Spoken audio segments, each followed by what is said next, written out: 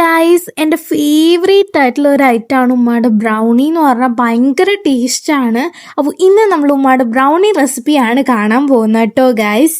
അതും എൻ്റെ ബർത്ത്ഡേക്ക് വേണ്ടി ഉണ്ടാക്കിയതാണ് ഈ ബ്രൗണി. അപ്പോൾ ഡെക്കറേറ്റ് ചെയ്ത് കൊളാക്കിയത് ഞാനാണ്. ബട്ട് ടേസ്റ്റ് വാസ് അടിപൊളിയായിരുന്നു. അപ്പോൾ നമുക്ക് റെസിപ്പി കണ്ടാലോ. ആദ്യം തന്നെ നമ്മൾ വെയിറ്റ് മെഷീൻ എടുത്തിട്ടുണ്ട്. ഇനി നമുക്ക് 100 ഗ്രാം ചോക്ലേറ്റ് ആണ് വേണ്ടത്. അത് വെയിറ്റ് നോക്കിയിട്ട് നമ്മൾ എടുത്തിട്ടുണ്ട്. നെക്സ്റ്റ് വന്നിട്ട് നമ്മൾ 100 ഗ്രാം ബട്ടറും കൂടി റൂം ടെമ്പറേച്ചറിലുള്ളതും കൂടി എടുത്തിട്ടുണ്ട്. ഇനി നമ്മുടെ ചോക്ലേറ്റ് ഡബിൾ ബോയ് മെത്തേഡിലൊന്ന് മെൽറ്റ് ചെയ്യണം. അതിലേക്ക് ഒരു 100 ഗ്രാം ബട്ടറും കൂടി ഇട്ട് നന്നായിട്ട് രണ്ടും കൂടി നിന്നിട്ട് മെൽറ്റ് ചെയ്ത് കമ്പൈൻ ചെയ്ത് അങ്ങോട്ട് എടുക്കണം. അങ്ങനെ അടിപൊളിയായിട്ട് മെൽട്ടായിട്ട് വന്നിട്ടുണ്ട്. ഇനി നമുക്കിത് ചൂടാറാനായിട്ട് ഒരു സൈഡിലേക്ക് അങ്ങോട്ട് മാറ്റി വെക്കാം. ഇനി ഡ്രൈ ഇൻഗ്രീഡിയൻസ് ഒക്കെ ഒന്ന് അരിച്ചെടുക്കാം. അതിനായിട്ട് 1 കപ്പ് മൈദപ്പൊടി, 2 table spoon cocoa powder, 1 teaspoon coffee powder, 1 pinch of salt കൂടി ഇട്ട് നന്നായിട്ടൊന്ന് അരിച്ചെടുക്കാം.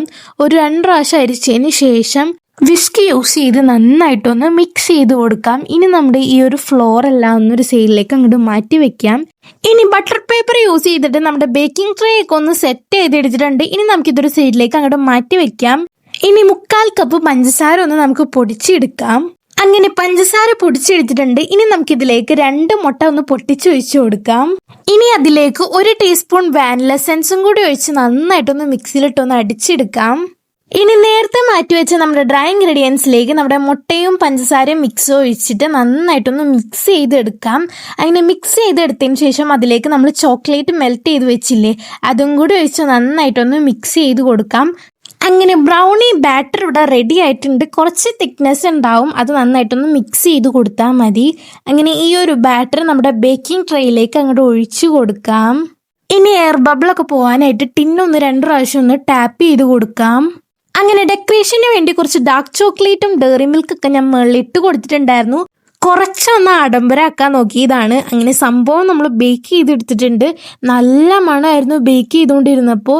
എന്തായാലും ഇടയ്ക്കിടയ്ക്ക് ഞാൻ തൊട്ട് നോക്കിയിട്ടുണ്ടായിരുന്നു. നല്ല രസമുണ്ടായിരുന്നു കാണാനായിട്ട്.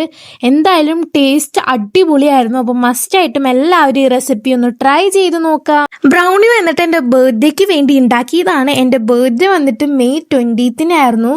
ബട്ട് ഇപ്പോൾ കഴിഞ്ഞിട്ട് ഏകദേശം 5 മന്തോളമായി. ഞാൻ ഇപ്പോഴാണ് വീഡിയോസൊക്കെ അപ്ലോഡ് ചെയ്ത് തുടങ്ങുന്നത്. സോറി ഗൈസ്, കുറച്ച് അധികം ലേറ്റ് ആയിട്ടുണ്ട്.